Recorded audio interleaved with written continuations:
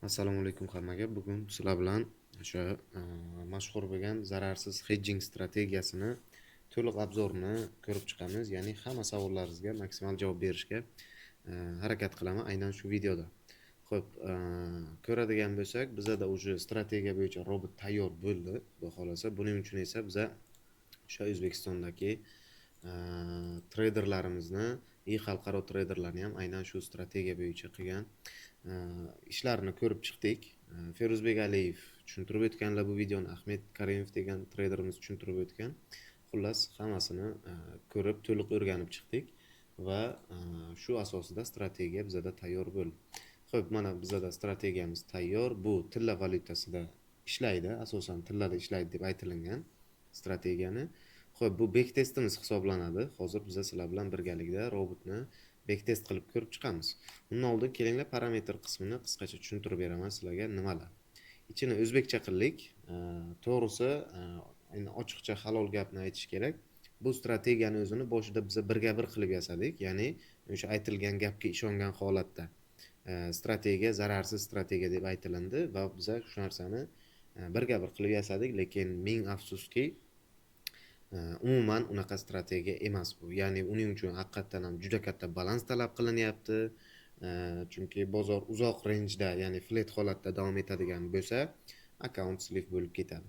Shuning uchun ham biz buni yanada takomillashtirib, dinamikalar qo'shib, filtrlar qo'shib, kirish chiqish strategiyalarini ishlab chiqdik va shu bo'yicha tayyorladik.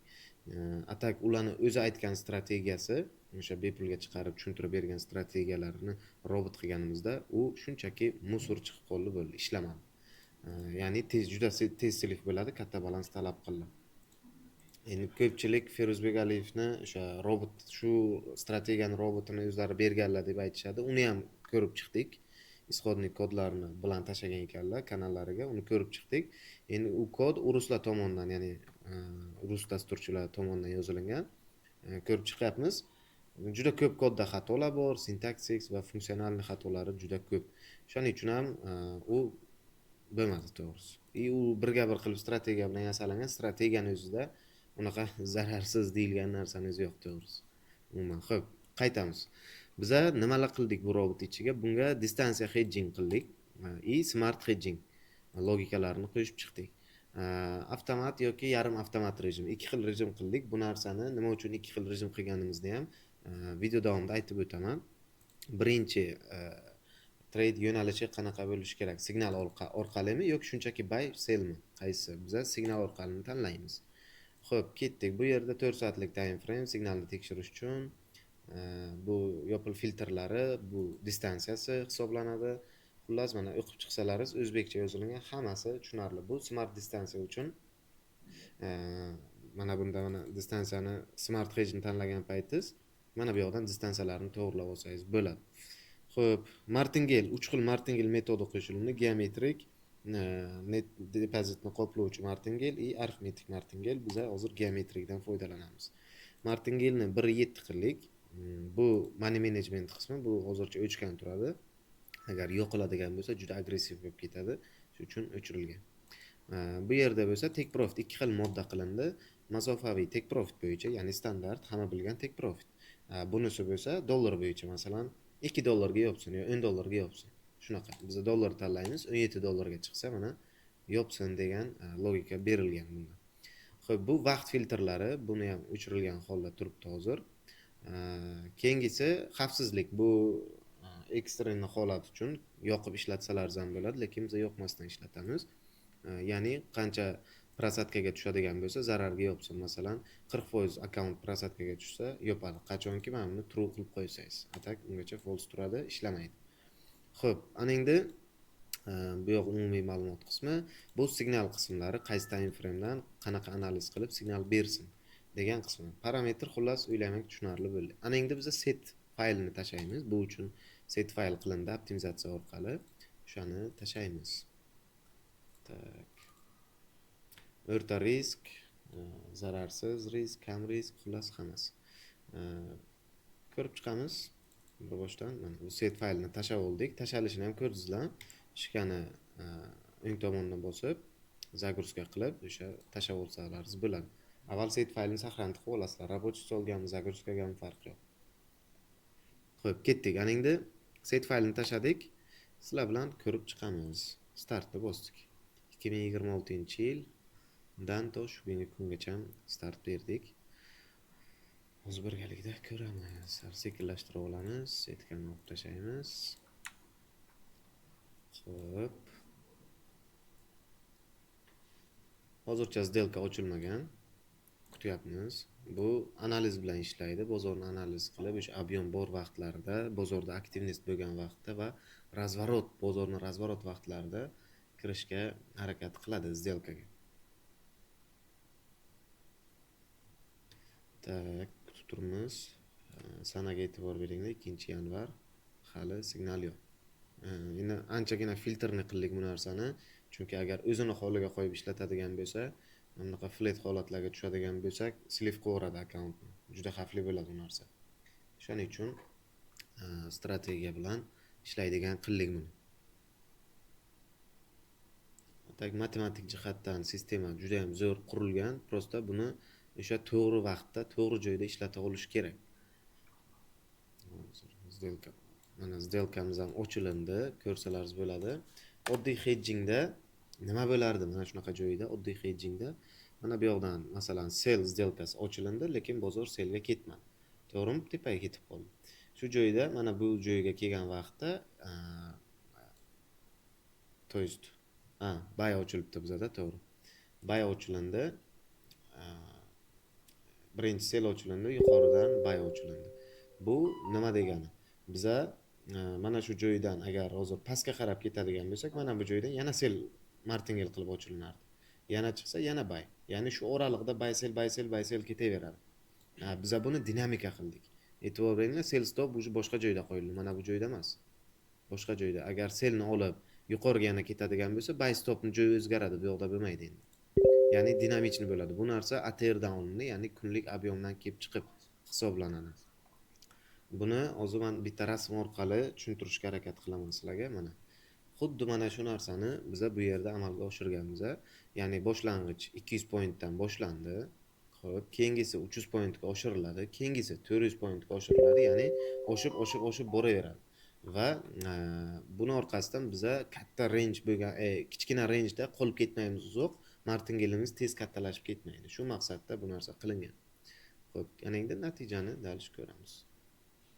Mana ko'rsalaringiz bo'ladi, $17 profitga qo'yilgan edi, $17 ga yopdi сделкani. Endi dalish yana keyingi signalni kutamiz. Xuddi mana shunaqa tartibda ishlab beradi robot. Mana keyingisini ochdi. Keyingisidan ham foydaga chiqqan vaqtda $17 ya'ni foydaga chiqqan vaqtda yopadi hamma сделкаларni. Mana bu yerdan 17 ga chiqdi, option 34 bo'ldi. 4 soatlik time frame bo'yicha bizda analizlar ketadi. Bu ichki analizda hisoblanadi, kodning ichida yozilgan. Shuning uchun ham ikkita time frame ochilyapti. Ana endi strategiya xullas qisqacha qilingan ishlar tushunarli bo'lgan bo'lsa, prosta vizualizatsiyani o'chiraman, natijani tezroq ko'rish uchun.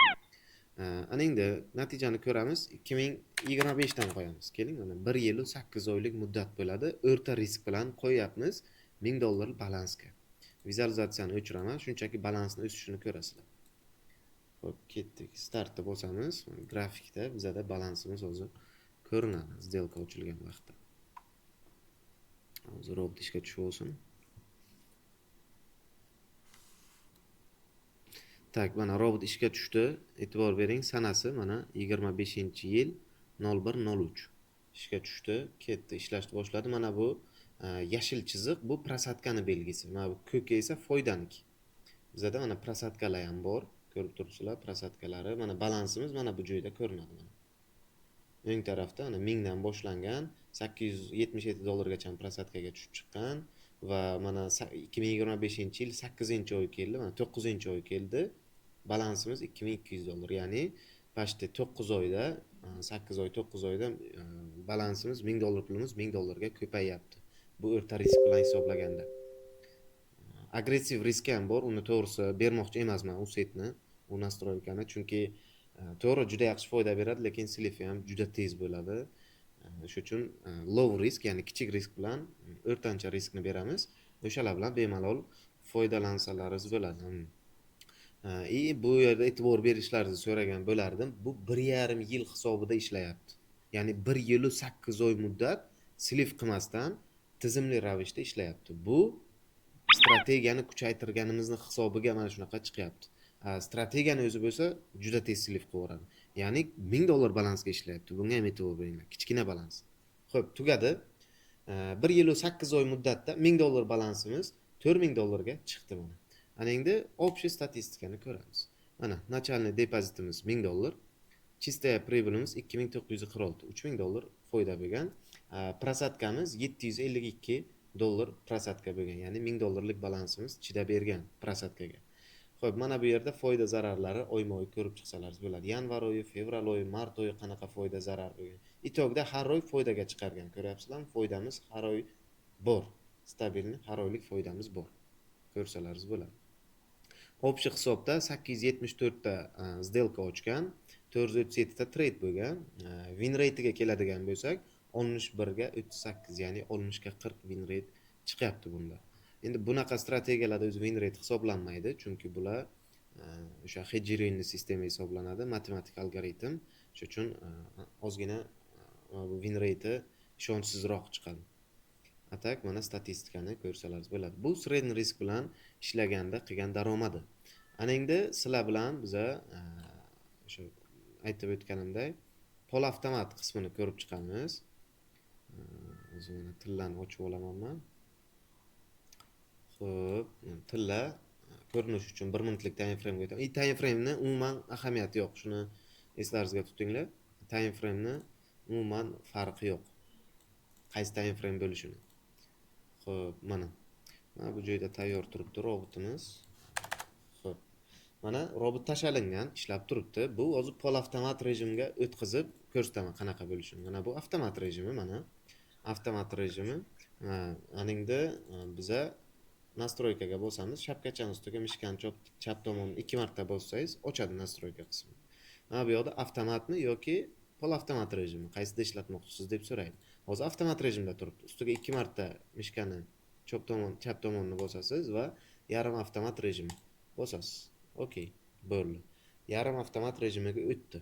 O'tgandan keyin mana buy sell knopka va close all knopkasi bor. Biza mana masalan keling buy ochib ko'ramiz. Bu shunchaki tavakkal ochyapman hozir. Buy ochdim. Avtomatik take profit qo'yiladi, sell stoplar qo'yiladi, hamma nastroykalari joy-joyida qo'yiladi. Agar take profitga borib yopilsa foyda olinadi, obratni ketsa sell bilan olib chiqib ketadi. Bunaqasiga ham, bunaqasiga ham biz foydaga chiqamiz.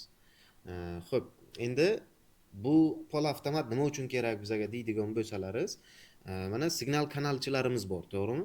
Bizda signal beradiganlar bor. Mana shu signal kanallardan to'g'ri nimada foydalansa bo'ladi bu instrument bilan.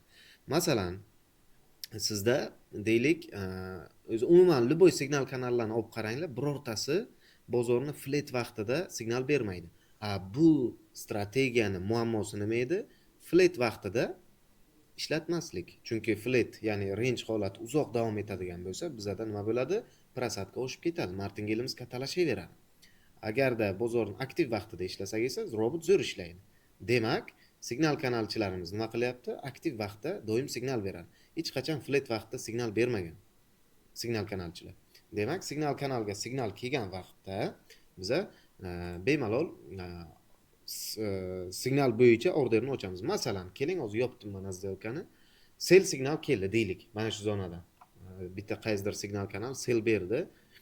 Stop lossini mana bu nuqtaga qo'yishni aytdi masalan, hamma narsasini aytdi. Bunda sizlar уже stop loss ham qo'ymaysizlar, take ham qo'ymaysizlar. Hech narsa qilish shart emas. Shunchaki buy yoki sell knopkani bosasizlar. Buy bergan bo'lsa buyni, sell bergan bo'lsa sell. Masalan, sell keldi signal. Bitta sellni bosib qo'yasiz, bo'ldi. Robot u yog'ini avtomatik sizlarga foydaga olib chiqib yopib beradi сделкani. Sell signal berdi, signal kanalini o'zi va signal obratni ketib qoldi tepaga qarab. Ya'ni stop lossga qarab. Ular stop loss olgan taqdirda ham siz nima qilasiz? Buyni hisobiga foydaga chiqib ketasiz. Ular stop olsa ham siz foydada bo'lasiz. O'shaning uchun ham signal kanallar bilan ishlatsangiz bo'ladi bu narsani. Undan tashqari men tekinga juda ko'plab indikatorlarni chiqarganman. O'sha indikatorlar bilan ham kombinatsiya qilib ishlatsangiz bo'ladi. Faqat oxirgi chiqqan SNR va OT strategiyalari bilan ishlatish tavsiya bermayman, chunki ular bilasizlar range holatiga tushirishi mumkin. Qolgan indikatorlarimni bemalol ko'rib chiqsalaringiz bo'ladi.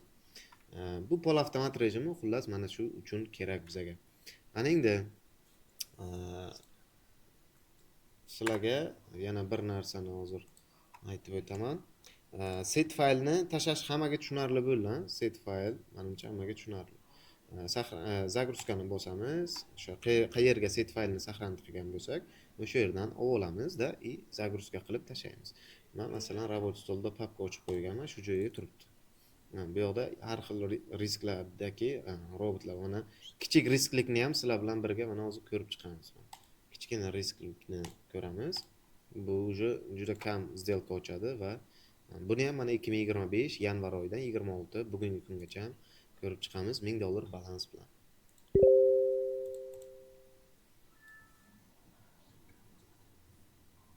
Aynan mana shu setlar sizlarga beriladi. Bemalol setlarni qarab, ko'rib, hamnaqa o'tirib bemalol bek test qilib, ma'qul kelganini depozitlaringizga mosini qo'ysalaringiz bo'ladi. Undan tashqari buni bemalol sent akkauntlarda oldin sinab, shoshilmasdan, sразу real qo'yib o'rmasdan sentga qo'yib sinab yoki demo shotlarga sinab, keyin realga o'tsalaringiz bo'ladi, xudo xolasa. Bu boshlanish seti hali bu yana setlari chiqariladi. O'sha saytimizdan yoki yopiq kanaldan xabar olib tursalaringiz, o'sha yoqda setlar tashlab boriladi, aynan shu robotnikini. Chunki hali optimizatsiya tugagani yo'q, optimizatsiyani davom etyapti. O'shani hisobiga chiqadi hali. Bundan ham yaxshiroq set nastroykalari chiqadi. O'sha paytda tashlab beramiz. Xo'p, ana endi sizlarga yana bir narsani aytmoqchiman. Buni biz ustida hali ishlayapmiz. Strategiyalarni kuchaytirish uchun, win rate'ini yanada ko'proq qilish uchun, ko'proq foyda beradigan qilish uchun qilyapmiz. Buni sizlar ko'rib chiqinglar. Bu ham yaxshi versiyasi. Yanada kuchaytirish uchun nima ideyalar bo'lsa, kamchiliklar ko'rgan bo'lsalaringiz, aytsalaringiz, buni yana kuchaytiramiz, xudo xolasa. Xo'p, mana bu ham tugadi. 1 yil 8 oyga $1600-1500 foyda beryapti. Prasatga esa e'tibor beringlar, $482 bor yo'g'i prosatka qilyapti. Bu juda zo'r natija hisoblanadi. Aynan bu robot uchun. 1,5 foyda ham menimcha yomon emas. Ya'ni 150%, 157% 1 yil 8 oyda. Endi $100,000 ga shuni hisoblab ko'ringlar qancha bo'ladi. $1 million ga hisoblab ko'ringlar. Atak foizlari yomon emas xullas. Menimcha hamma narsani tushuntirdim deb o'ylayman. Set fayllarni kutib qolinglar, albatta chiqadi. U narsani e'tiborli bo'lib turinglar shunga.